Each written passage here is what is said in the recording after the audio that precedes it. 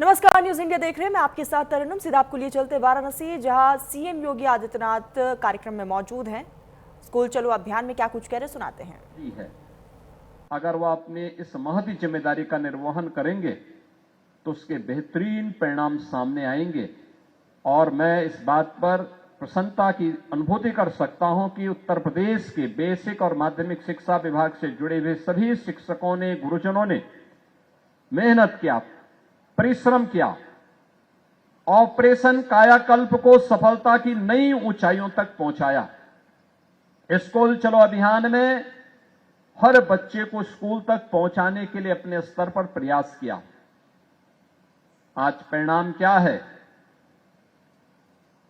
आज ऑपरेशन कायाकल्प की जब बात आती है तो भारत सरकार के नीति आयोग ने भी देश के अंदर शिक्षा के सक्सेस स्टोरी में उत्तर प्रदेश के हिस्से में जो सबसे सक्सेस स्टोरी दी है वह ऑपरेशन कायाकल्प को दिया है कि ऑपरेशन कायाकल्प में कैसे 1,36,000 से अधिक विद्यालय बुनियादी आवश्यक संसाधनों से युक्त हुए हैं। कैसे ऑपरेशन निपुण के माध्यम से सामान्य शिक्षा के बारे में बच्चों के मन में जिज्ञासा बढ़ी है और उन्हें अक्षर ज्ञान और अंकों का ज्ञान हुआ है। ये सभी वे उपलब्धियां हैं जिसने उत्तर प्रदेश के अंदर बच्चों के मन में स्कूल जाने का, और ये तभी संभव हो पाया जब शिक्षा विभाग के अधिकारियों ने और हमारे शिक्षकों ने मेहनत की, परिश्रम किया। और आज परिणाम हमारे सामने है कि जो जर्जर हो चुका था वही विद्यालय में 3 वर्ष के बाद गया। तो 3 वर्ष के बाद मैं तब इसलिए गया था क्योंकि वही प्रधानाचार्य 3 वर्ष के बाद उस विद्यालय में 250 से ज्यादा बच्चे थे और विद्यालय का चयन, प्रधानाचार्य का चयन राष्ट्रपति पुरस्कार के लिए भी हुआ था। और तब मैं उस विद्यालय में फिर गया था। मैंने कहा क्या है? उन्होंने कहा साहब हमारे विद्यालय में अब 250 से ज्यादा बच्चे हैं और विद्यालय में हर अभिभावक इस कार्यक्रम के साथ जुड़ता है। वह आप भी उसका उदाहरण बन सकते हैं। आज जो चर्चा यहां पे हमारे मंत्रीगण कर रहे थे, सत्र के पहले की स्थिति क्या थी? न सरकार के एजेंडे में शिक्षा थी,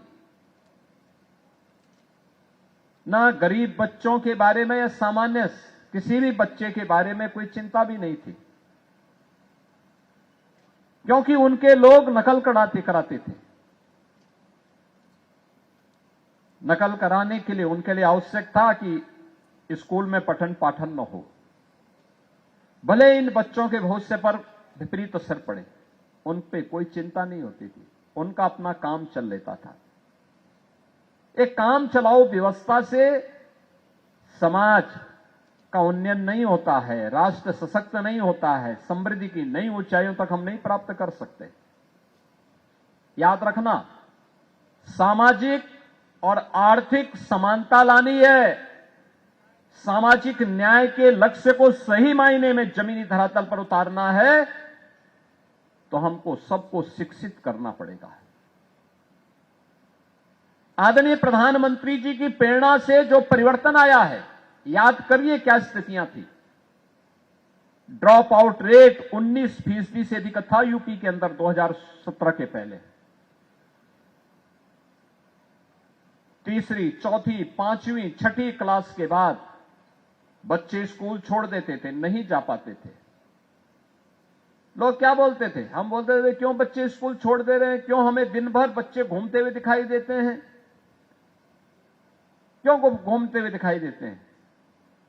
हमें नाराजगी व्यक्त करनी पड़ती थी कि मैं किसी रोड पे जाता हूं, मैं देखता हूं बच्चे दिन भर घूमते हैं, कोई तालाब में खेल रहा है, कोई भैंस के साथ खेल रहा है, कोई किसी मोहल्ले में वहां पर कीचड़ में ऐसे खेले जा रहे हैं, धूल में खेले जा रहे हैं। क्यों घूम रहे हो? स्कूल क्यों नहीं जा रहे? तो लोग कहते थे साहब स्कूल दूर है। हमने प्रदेश भर से डाटा इकट्ठा करवाए और इकट्ठा करने के बाद हम लोग इस निष्कर्ष पर पहुंचे कि वे स्कूल इसलिए नहीं जाते थे क्योंकि स्कूल में टॉयलेट नहीं थे, बालक और बालिकाओं के लिए टॉयलेट नहीं थे, पेयजल की व्यवस्था नहीं थी, असमय स्वस्थ होते थे बच्चे। आज मुझे इस पर गौरव की अनुभूति होती है कि आदरणीय प्रधानमंत्री जी की प्रेरणा से, उनके मार्गदर्शन और उनके नेतृत्व में आज बेसिक शिक्षा परिषद की लगभग सभी विद्यालयों में बालक और बालिकाओं के लिए अलग अलग टॉयलेट, पेयजल की व्यवस्था हुई है और ड्रॉप आउट रेट 19% से घट करके आज मात्र 3% तक पहुंचा है। और मैं बेसिक शिक्षा परिषद से जुड़े हुए सभी अधिकारियों और सभी गुरुजनों से, सभी शिक्षकों से इस बारे में विनम्र अनुरोध करूंगा कि ड्रॉप आउट रेट को 0 तक पहुंचाने के लिए हमें कार्य करना है। यह आपके लिए एक उदाहरण होगा, आप अन्यों को इसका उदाहरण दे सकते हैं और ये बेसिक शिक्षा विभाग की ये सक्सेस स्टोरी होगी। जितना पैसा दिया गया है, याद रखना उत्तर प्रदेश में हम स्कूली शिक्षा पर 80,000 करोड़ रुपए से अधिक की राशि खर्च करते हैं, 80,000 करोड़ रुपए से अधिक की राशि। इसका रिजल्ट आना चाहिए। ये पैसा इसलिए दिया जाता है जिससे परिणाम सामने आए और परिणाम के वाहक आप सब शिक्षकगण हैं, बेसिक शिक्षा विभाग के अधिकारीगण हैं। आपने मेहनत की, सरकार आपके साथ खड़ी हुई। आपने देखा होगा जहां कस्तूरबा गांधी विद्यालय नहीं थे, वहां पर उस ब्लॉक में भी कस्तूरबा गांधी विद्यालय के लिए हमने इस बजट में पैसा दे दिया। कस्तूरबा गांधी विद्यालय में गरीब बालिकाएं पढ़ती हैं, उन बच्चियों के लिए 8वीं तक की शिक्षा थी। कुछ जगहों पर हमें देखने को मिला कि बहुत सारे अभिभावक उसके बाद स्कूल नहीं भेज रहे हैं। हमने कहा नहीं, हम 12वीं तक इसको चलाएंगे और कस्तूरबा गांधी विद्यालय 12वीं तक प्रारंभ हो गए। श्रमिकों के लिए और निराश्रित बच्चों के लिए कोई जगह नहीं थी, तो हमने अनिल राजभर जी से कहा कि भाई आप भी अपने विभाग में बीओसी बोर्ड के पैसे का इस्तेमाल करिए। श्रमिकों और निराश्रित बच्चों के लिए हम लोगों ने अटल आवासीय विद्यालय प्रारंभ किए। अब हर जनपद में पहले चरण में 2-2 सीएम कंपोजिट विद्यालय और इस बार के बजट में भी 2-2 और विद्यालय के लिए हम लोगों ने प्री प्राइमरी से लेकर के 10-12वीं तक एक कैंपस में सभी बच्चे अत्याधुनिक शिक्षा प्राप्त कर सकेंगे, इसके लिए धनराशि उपलब्ध करवा रहे हैं। 6ठी क्लास से मैं पहली 6 वर्ष का बच्चा होगा उसका पहली क्लास में एडमिशन होगा, लेकिन 3 से 6 वर्ष के बच्चे क्या करेंगे, उनके लिए प्री प्राइमरी के रूप में बाल वाटिका हर आंगनवाड़ी केंद्र में बनाने का कार्य युद्ध स्तर पर आगे बढ़ा है। हमने धनराशि की व्यवस्था की है। ये परिवर्तन बच्चे, मुझे याद है 17 के पहले ये बच्चे 60% से ऊपर बालिकाएं नंगे पैर चलती थी। बदन में सर्दी हो गर्मी हो एक फटी हुई कुर्ती होती थी।